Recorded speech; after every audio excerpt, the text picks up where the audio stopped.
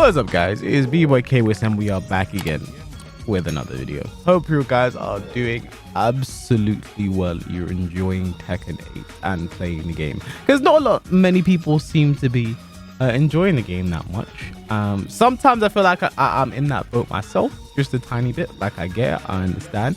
The game's a bit weird right now. There's tornado bugs, etc, etc. That sounds crazy, by the way. Tornado bugs, like that sounds like some kind of like hell divers, like a new species. With the tornado bugs are coming, like they just anyway.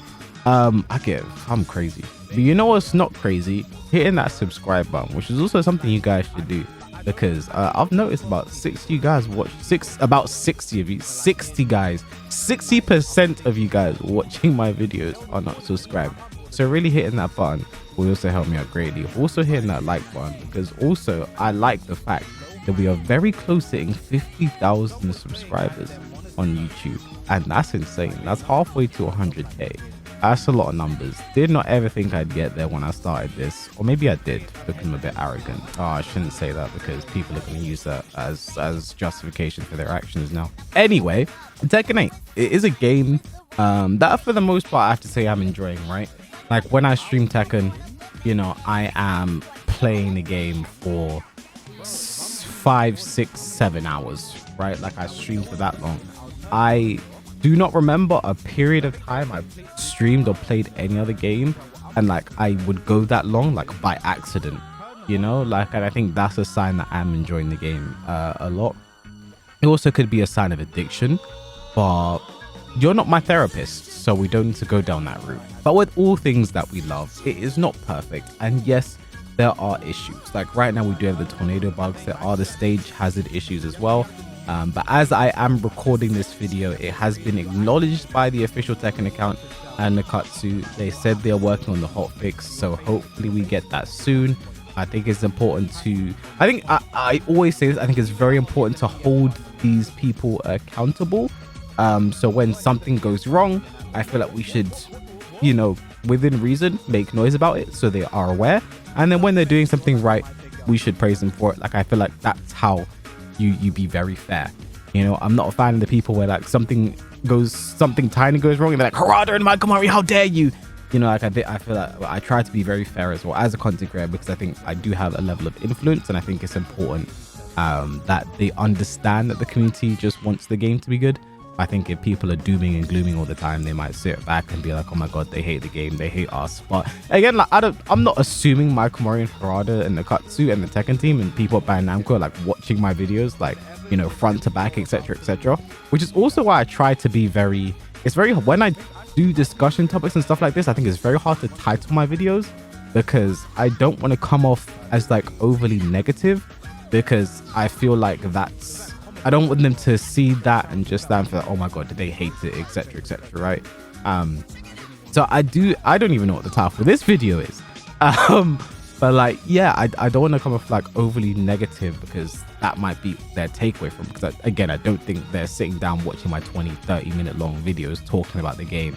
You know, I think they have some kind of way of researching and getting what they want, and it is not watching Kwis videos. So all the people who like keep telling me, oh my god, stop saying this character is good, you're gonna get them nerfed, like, they're not sitting down in a room watching my videos and using that as balance recommendations, okay? Especially when 9 times out of 10 I'm being incredibly hyperbolic about everything I say. But anyway, this is the video where I'm not going to be hyperbolic, and I'm talking about how the game right now is, I kind of like where, I think before the update we got with like Lars Den 3 and like Azusen is running 3-2 just being so funny. I think before we got that, I liked where we were at that point, right? Like, I think we're in a place where Tekken, like, I think the main takeaway, and this might be the title of the video right here, is I feel like there's no character in Tekken that's weak. I think there are no weak characters in Tekken 8. And I know as I just said that, there's someone running to the comment section right now and they're like, oh my god, Kwis, but you titled the video, is Hwoarang weak in Tekken 8? So you're saying Hwoarang is weak? No, you think Hwoarang is weak? It's like, no, that was a discussion video. The title was a question to get people discussing, and then in the video I was discussing my opinion on the character. It was a question. I didn't say he was weak, so please would stop and nip that one right in the bud.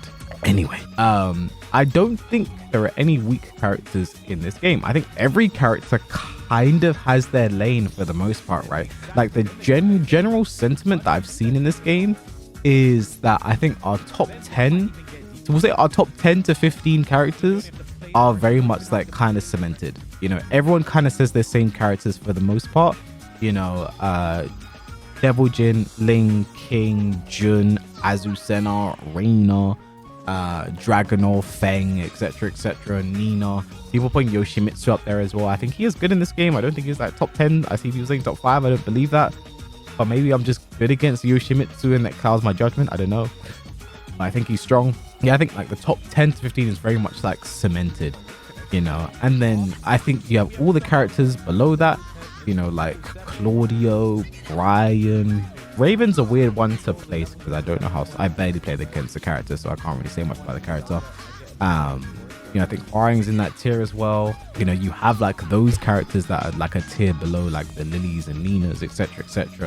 They're like a tier below, but they're still good.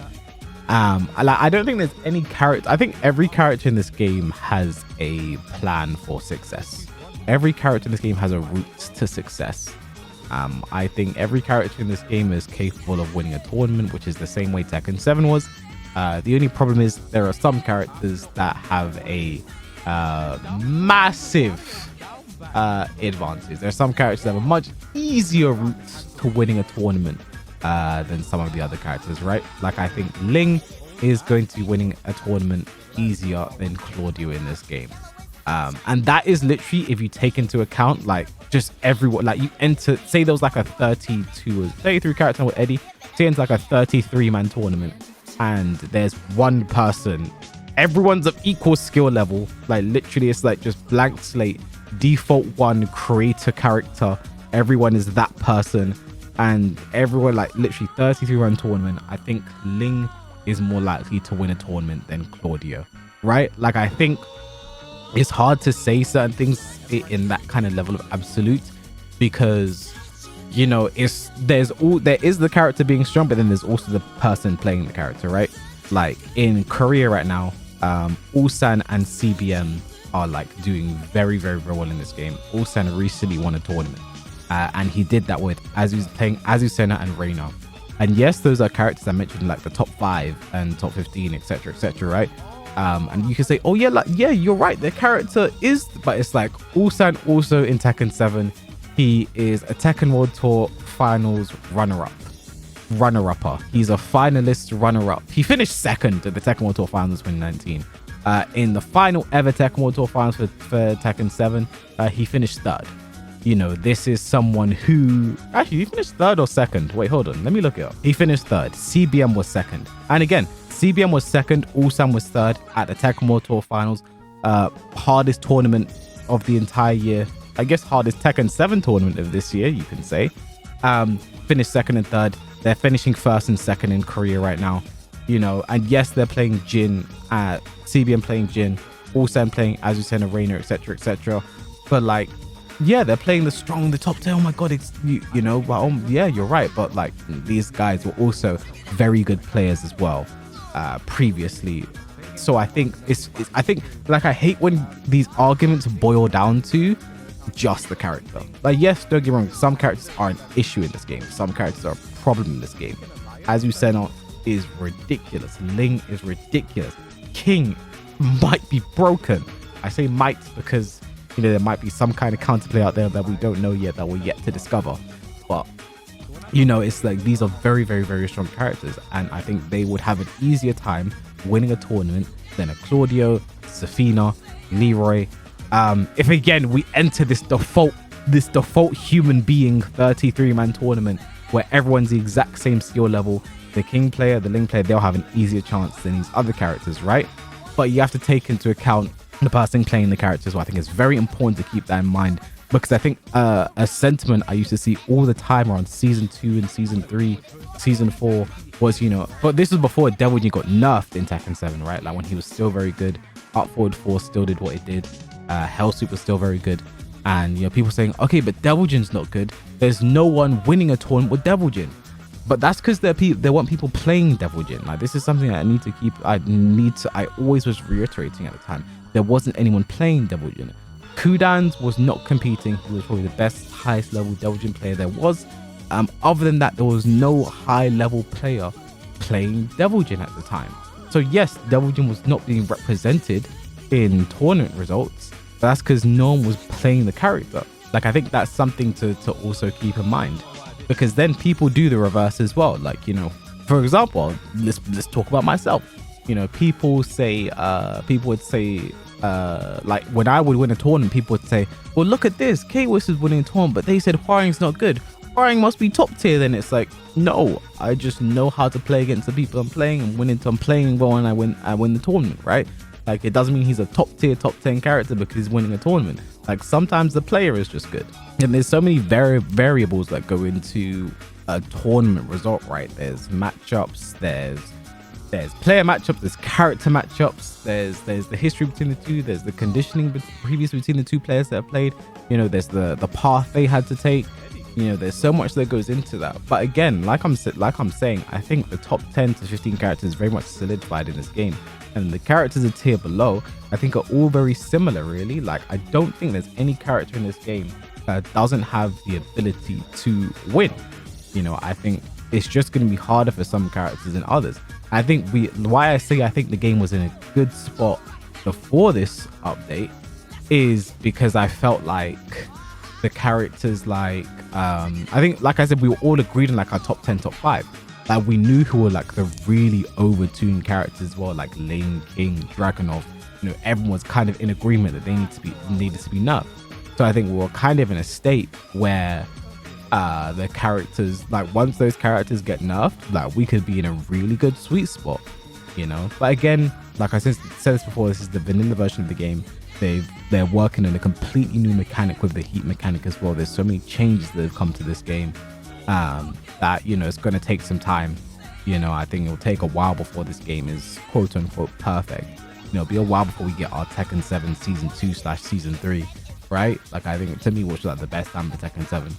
I think it'll be a while until we get that for this game. But I think we were close kind of. If we just took those 5-10 characters, toned them down a bit, I think we were in a really good sweet spot personally. So I do have to kind of commend them on that, right? Commend the Tekken team on that, because I think the fact that we were kind of all in agreement, most people like, these are the characters that are the real issues. Let's do something about them. If something was done, we'd be in a good spot. I mean, this hasn't been like the first major balance match, right? And I think that balance match we're going to get in May will decide a lot when it comes to the future of this game. We will really see where their focus lies when it comes down to that balance match. I really truly believe, right? Because in this most recent update, there were some questionable changes. I think that is the stuff that makes me worried for the future, right?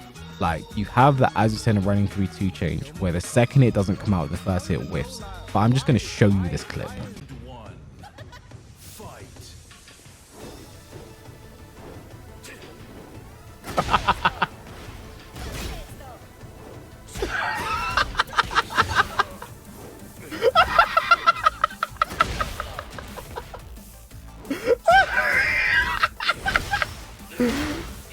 Oh god, it's above.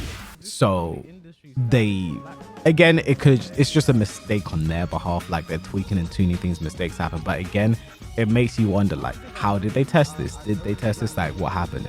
Again, the Lars Den 3 change to me, I think when I read the patch note that said they changed this because all options lose to Rager, I was very bewildered. I don't think that's a good reason to buff a move. I don't think that's a good reason to buff a situation like that. Oh, because all options can be Ragearted, that we need to make this +5 instead. Now you can't sidestep the follow-up. Now you just have to take the hard 50-50. Very much, I'm just not a fan of that at all. I really have to say, right? And like seeing that kind of justification for a buff like that is what makes me worried.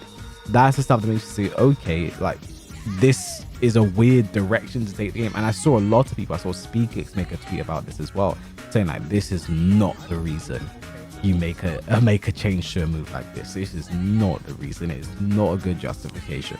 And again, like if you are gonna do this as a foreign player, I have to say, what about us? You know, what about us? When we do moves that poison stance, we can be rage-jarred. What about us? You know, where's our change? You know, since you don't want Lars to get rage-jarred, why do you want us to get rage-jarred? You know what I mean? Like, what about us? And I have to say right now, for the disclaimer, like that's me joking. I don't want Warren to get buffed in a way where things are so plus there's no counterplay. Besides taking a hard read, because you can get rage-jarred.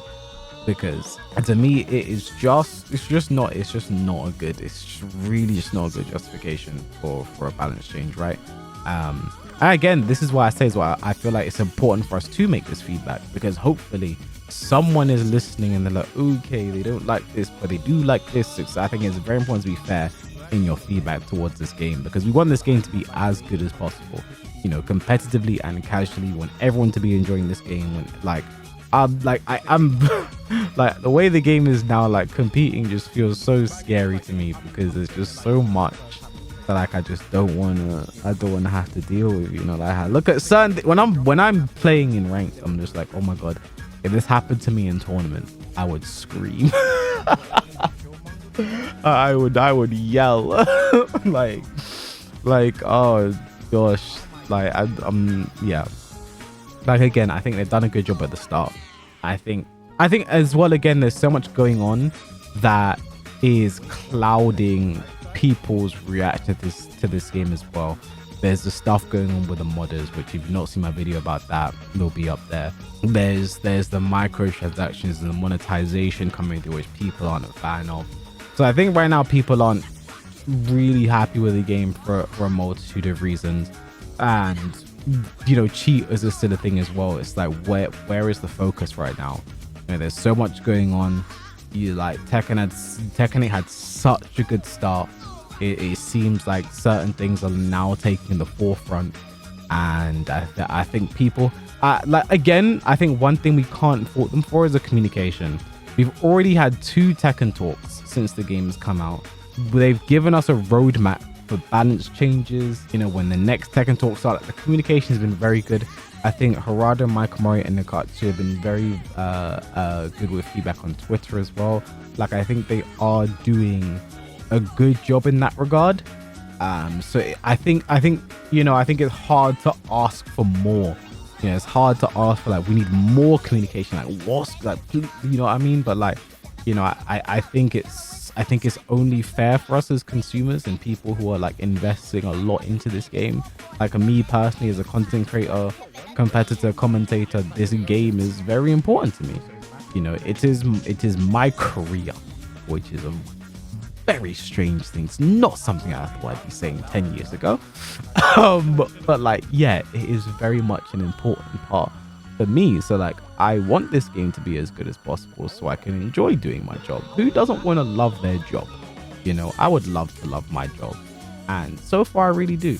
So hopefully the game continues to grow and thrive and improve, and hopefully I continue to grow because you guys will subscribe. And that was so pause. Oh my goodness. Please subscribe, because we're close to 50,000 subscribers is what I meant to say there. Hit the like button as well, and hopefully I'll stop saying more. Hopefully I'll stop saying more mad stuff. But yeah, I really just want this game to succeed. I really do. And I think what we were in such a sweet spot before. It's like these 10 characters that if you just nerf them, you know, because I think, as you said, not Ling, King, Drag, Feng, I'm doing this on the top of the dome right now. Lily, I'm going off the top. I'm not even looking at the character list right now, man. Who else? I don't know, man. Like, we all know the characters, right? Just those characters, if you just hold them down, I think we were in I think we'd be in such a good position, you know, because every character has their bullshit in this game. Let's be honest. I think there's no character into this game where I'm absolutely sure like there's a 0% chance that I lose it. You know, like every character has a route to victory in this game. Every single one. Everyone has their bullshit. You know, I just think those characters were just off the Richter scale of bullshit. You know, it does worry me that they mentioned in their May balance patch that they're looking more to buff the underutilized characters, because I think there are some characters that are kind of flying under the radar as well. Like Leo, for example. I think Leo's good in this game. I think Leo is pretty decent. I think Leo is pretty good. But if they then decide to, you know, buff Leo because not really used that much and no one's really playing the character, no one's really talking about the character, I think we run the risk of a crazy game. Because there are some things system-wise, I should have spoken about this more in this video, because there are some things system-wise in this game that I'm not a fan of. Homing, tracking throws is an issue. Counter-hit throws I don't like. I don't mind throws for power crushes as much, but counter-hit throws I really feel like has to go. It doesn't feel fun at all, you know, being in a counter-hit throw situation, especially with what throws can do in this game. Because if you guys have watched my content enough, you've seen me. I'm just gonna play a clip of me doing the one throw on Into the Stratosphere.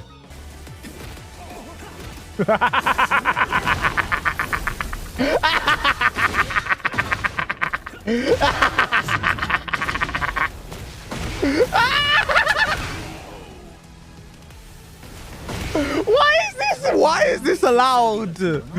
Like, that a lot of the time I get that throw on count, like it's basically an unbreakable throw, and then that happens.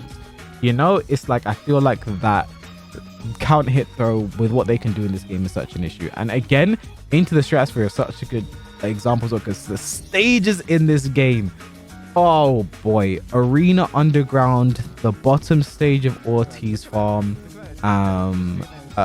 they're just, I think a stage that's all right where they did wall interactions, they did stage hazards. I think the hangar stage isn't that bad because it's just 2 at the end of the balcony break, and that's it. I think it's annoying that they keep the wall pressure. I think they're the only, that one and Midnight Siege, they keep the wall pressure if they get the stage hazard. And I think Lee's stage isn't that bad, I guess. I feel like that stage they should want to cram every single stage hazard into. There's a hard wall break, there's a balcony break, and there's a wall blast as well. But like that stage, I don't mind it as much as like Arena Underground and Ortiz Farm. Ortiz Farm bottom stage needs to go. I think we need to ban that stage. I feel like we need to start doing stage bans. Because when I see Ortiz Farm and I'm playing in ranked, I feel a pit deep in my stomach.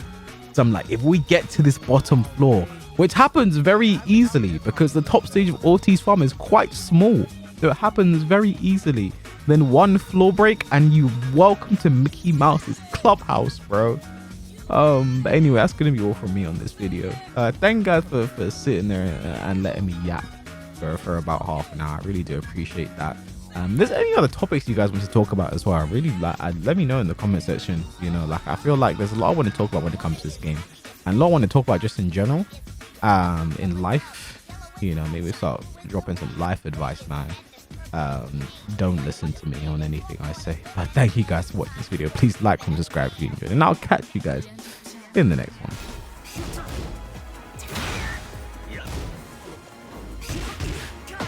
That wasn't in the back.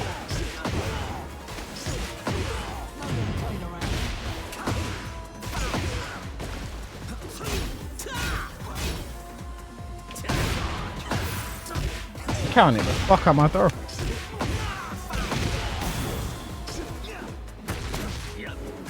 That's unlucky. I had the down forward 4 with. I think that's the furthest I've ever been to that side of the stage. You know, I've never seen like the foliage over there and shit. I don't think I've ever seen that before on that side of the stage. I'm gonna be so real.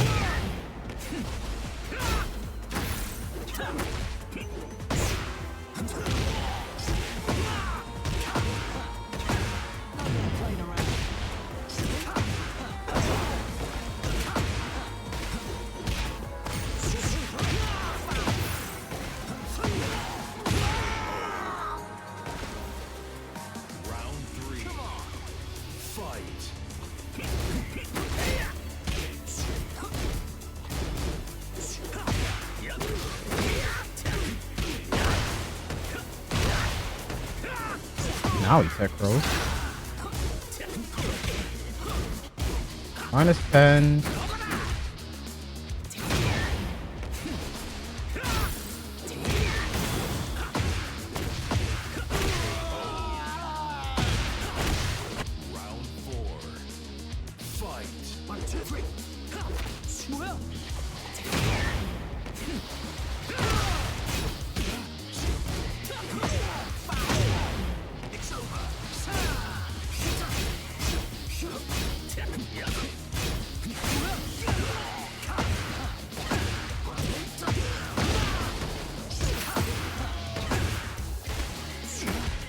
Ow.